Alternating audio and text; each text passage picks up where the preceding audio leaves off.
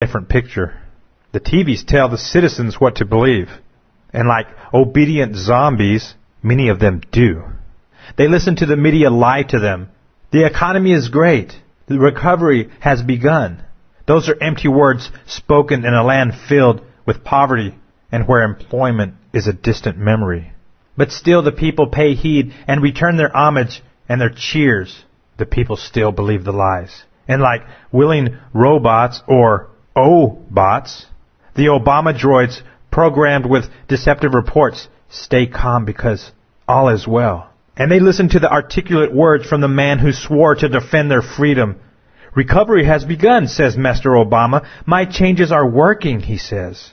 Obamacare will soon take away your pain permanently. Hail to the chief is the response from so many.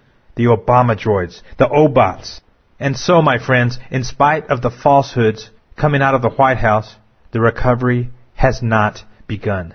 Obamanomics is a cosmetic scheme. It is a facade designed to keep the public asleep to what is really going on. And it seems to be working.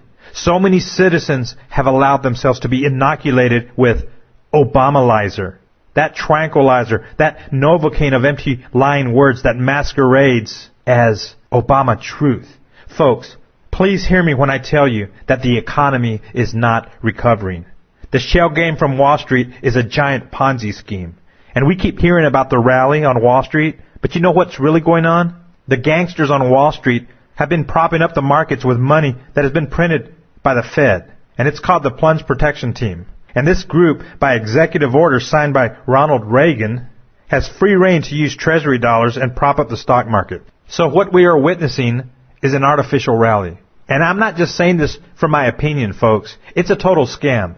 Now please stay with me as I explain a part of Wall Street and how it's a lie. Just follow me just for the next 1 or 2 minutes, folks.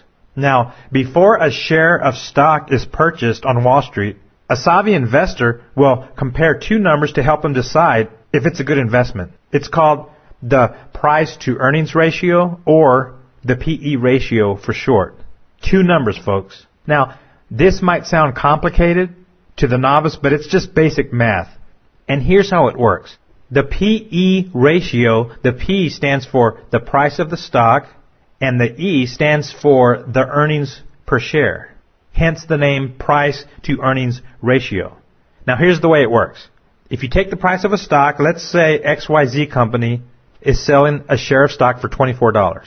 And let's say the earnings in the last report from that company is $3 per share. Well, it would be a $24 investment to make $3. But to view that profit in more simpler terms, you would take 24 and divide it by 3, which would give you 8. So in other words, you would be spending $8 to make $1 in XYZ company. So the PE ratio of XYZ company in this example would be 8 to 1. Now in decent markets, a good PE ratio is usually in the teens.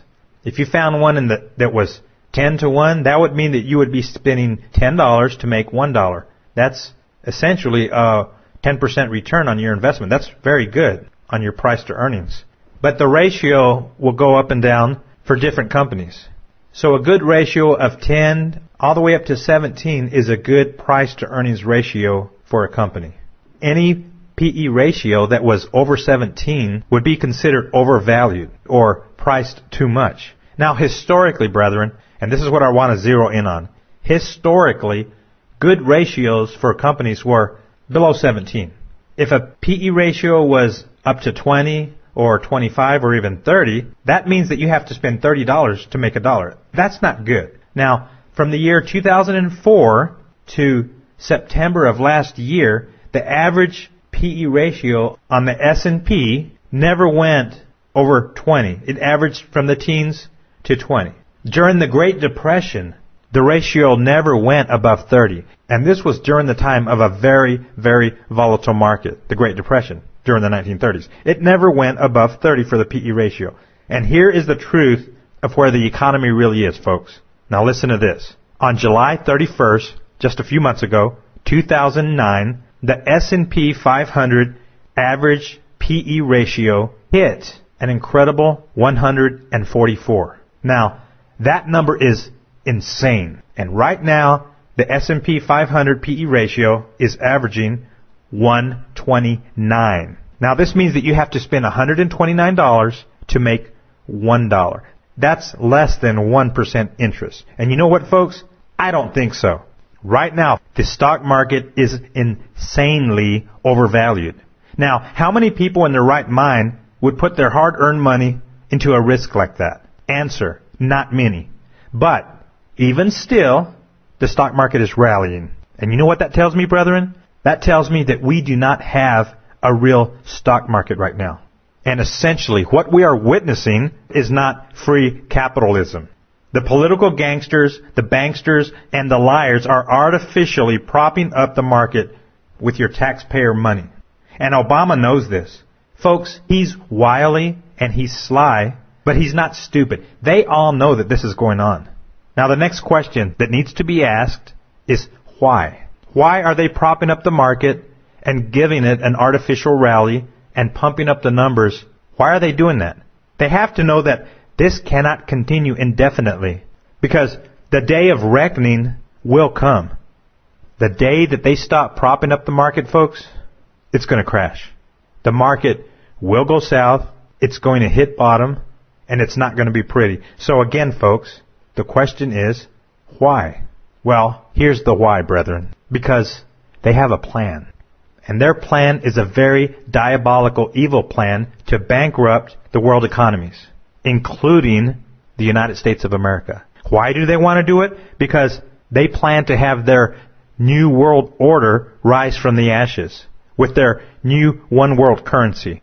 But first, the world has to experience a giant reset button. And this can only be accomplished by engineering and causing the greatest depression in man's history. Let me say that again, folks. The politicians and gangsters of this world are going to plunge us into the greatest depression that we have ever seen in history. And for those of you that may not have known this, it gives me no pleasure being the messenger of bad tidings. But it's my job. It's my job to be one of the many voices out there who are crying out that these things are coming and that you must prepare. Now, I have been at this for a while now, folks, and I still find it amazing that so many people would rather unplug from reality and play video games or watch TV or go shopping than to know the truth, than to deal with it. But hopefully that's not you.